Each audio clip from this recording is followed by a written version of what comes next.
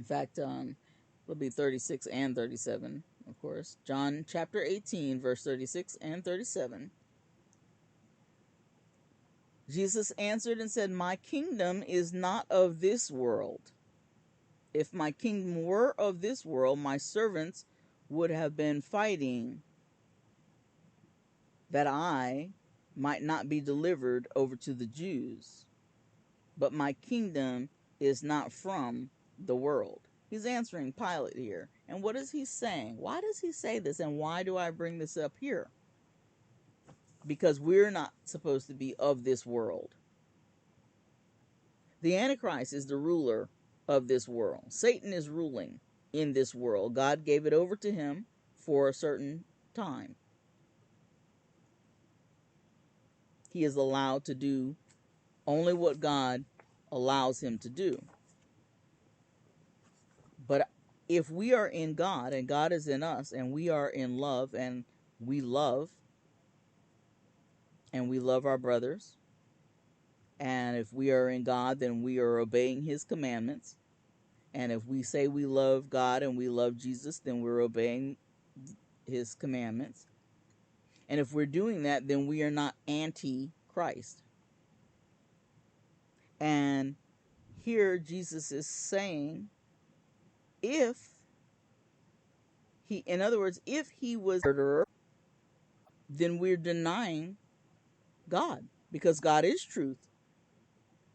When we're denying love, we're denying God, because God is love. When we're denying peace, we're denying God, because God is peace. When we deny justice, we are denying God, because God is justice. So all of those kinds of behaviors, all of those kinds of spirits, demons, devils, Satan's ideas, and deceit are all anti-Christ. People who practice lawlessness are not of God, so they are anti-Christ. People who practice sinning, practice hate, are not of God and are anti-Christ. I don't care what kind of title they have. I don't care what kind of badges they wear. You know, the Jesus pins and the Jesus scarves and the Jesus hats and all that stuff. You know, the crosses and the amulets and, you know, all that stuff. They can have Bibles stacked up to the ceiling.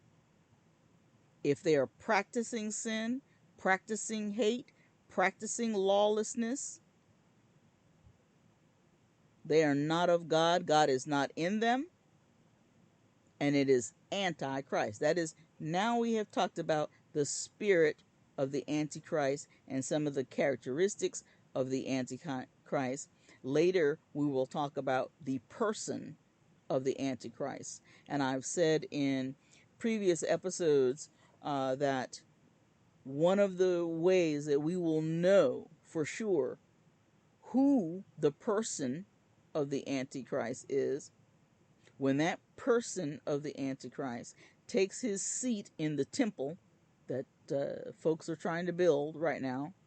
He takes his seat in the temple and declares that he is God, and turns against the peace agreement that he declared, and eradicates the sacrifices which he agreed to allow. When he desecrates the temple of God, that person is the person of the Antichrist. But I ask you to look at the fact that we are a temple of God. And has the spirit of the Antichrist taken up residence? Does he sit in your temple? Remembering that judgment will first begin in the house of God, in the children of God, among the churches? Is the enemy in me? Is the enemy in you?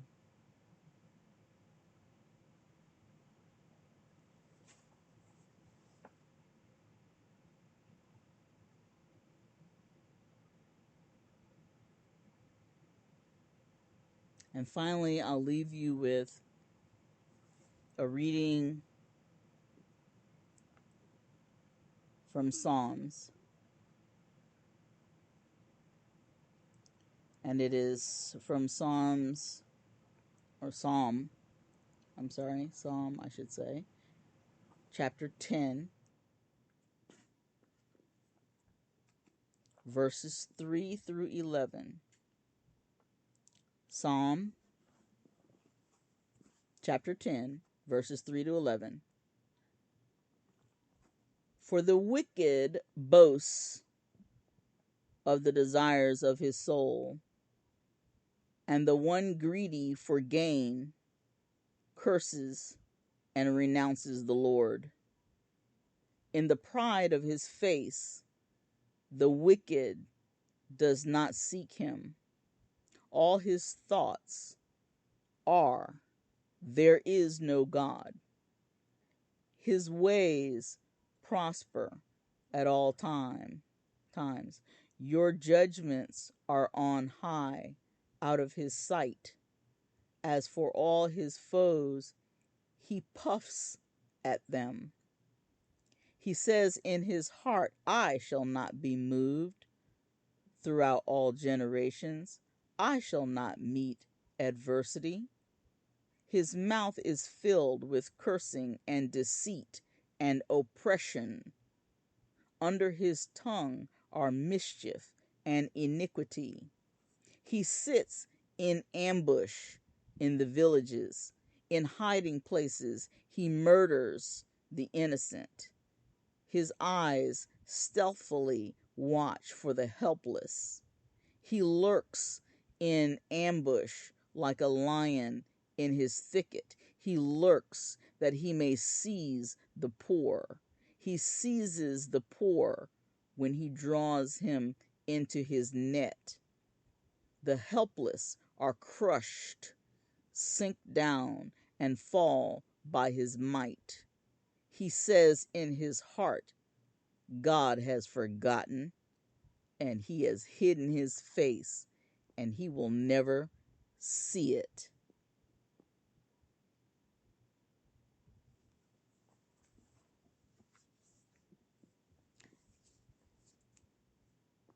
I pray that this Bible study has been an inspiration to you, and that it has given you some food for thought as to what the spirit of the Antichrist is, and hopefully you're beginning to develop in your mind who the Antichrist is. I pray that you have heard the word, that you will receive the word, and that the Holy Spirit will help you to have wisdom in the word. And so until next time, may the Lord bless you and keep you. May the Lord make his face to shine upon you and give you peace.